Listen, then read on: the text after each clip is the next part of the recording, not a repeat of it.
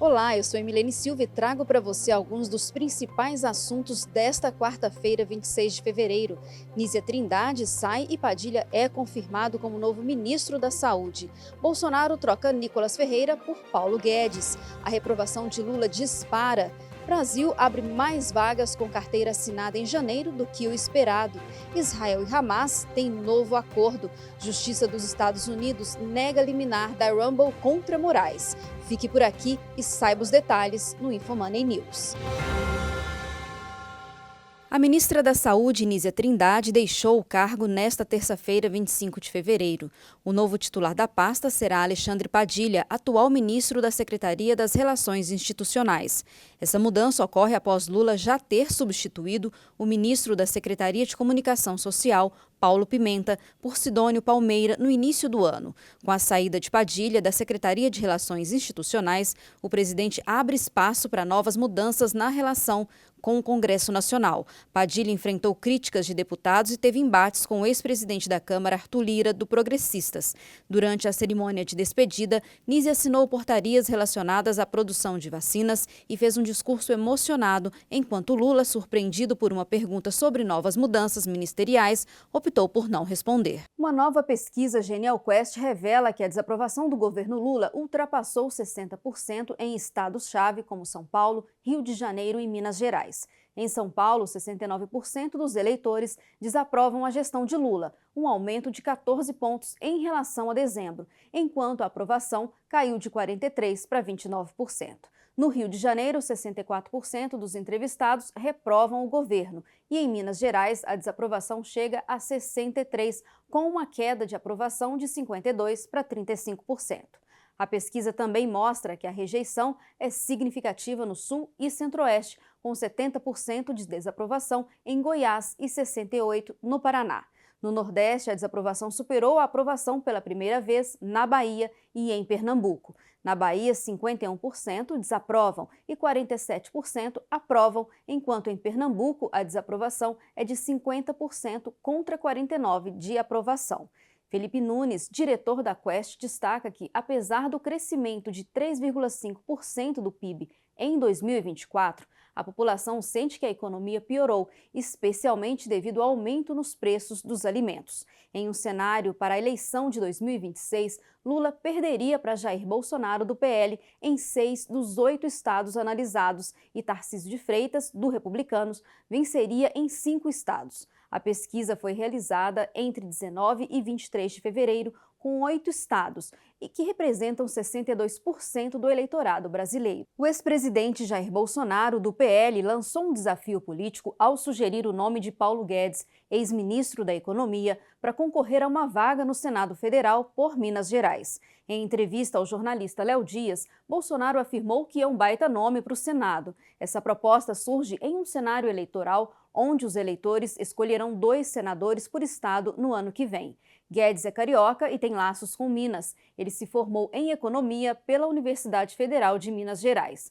Mas o deputado federal Nicolas Ferreira, do PL, já manifestou interesse em disputar uma das vagas, especialmente se uma proposta de emenda à Constituição para reduzir a idade mínima para 30 anos for aprovada. Nicolas, que terá 30 anos em 2026, se beneficiaria dessa mudança. O Senado é crucial para a análise e possível cassação de ministros do Supremo Tribunal Federal, algo que Bolsonaro já indicou desejar, buscando fortalecer sua base de aliados na casa. A movimentação política em Minas Gerais deve agitar o cenário eleitoral nos próximos meses. A Justiça dos Estados Unidos negou um pedido da Rumble e da Trump Media para barrar as decisões do ministro Alexandre de Moraes do Supremo Tribunal Federal, que impactam a plataforma de vídeos. A juíza rejeitou a liminar por questões processuais, afirmando que as ordens de Moraes não estão sendo aplicadas nos Estados Unidos e que o processo não seguiu os protocolos formais exigidos para ações internacionais. A Rumble e a Trump Media alegavam que as ordens de Moraes violavam a soberania americana, especialmente após a determinação de que a plataforma removesse a conta do blogueiro Alan dos Santos, investigado por desinformação no Brasil. Apesar da derrota, a justiça americana não descartou a possibilidade de reavaliar o caso no futuro, caso haja novos desenvolvimentos. O que acontece agora é, a Rumble pode recorrer da decisão ou ajustar sua abordagem processual. Se houver qualquer movimento para tentar fazer valer as ordens de Moraes nos Estados Unidos, a Justiça americana poderá reconsiderar o tema. Continue acompanhando as atualizações sobre este assunto no site do Infomoney. Israel e Hamas anunciaram um novo acordo para a troca de corpos de reféns israelenses mortos por centenas de prisioneiros palestinos, mantendo assim o frágil cessar-fogo em vigor por mais alguns dias. A decisão foi comunicada nesta terça-feira, 25 de fevereiro, após Israel adiar a libertação de 600 prisioneiros palestinos neste sábado, em protesto contra o que considera um tratamento cruel dos reféns durante sua libertação pelo Hamas. Uma fonte egípcia informou às agências de notícia que as entregas ocorreriam sob a supervisão egípcia, mas não especificou a data da libertação. O Hamas, por sua vez, qualificou o atraso como uma grave violação do cessar-fogo, afirmando que as negociações para uma segunda fase só poderão avançar após a liberação dos prisioneiros.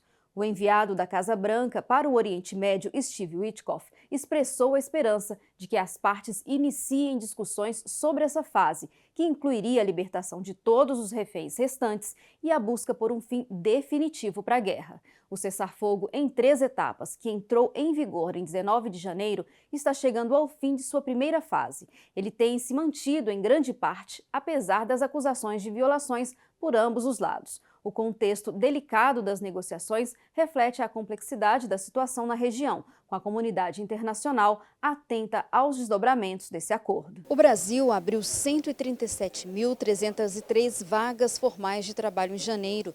Os números são do CAGED, o Cadastro Geral de Empregados e Desempregados, divulgados nesta quarta-feira, 26 de fevereiro, pelo Ministério do Trabalho e Emprego. O resultado de janeiro ficou muito acima da expectativa de economistas ouvidos pela Reuters, que era uma criação líquida de 48 mil vagas. Na segunda-feira, o ministro do Trabalho, Luiz Marinho, já havia antecipado que o dado superaria os 100 mil postos. O saldo de janeiro foi menor do que o registrado no mesmo período de 2024, que teve abertura de 180 mil vagas. Em janeiro de 2023, foram criados 83 mil postos de trabalho.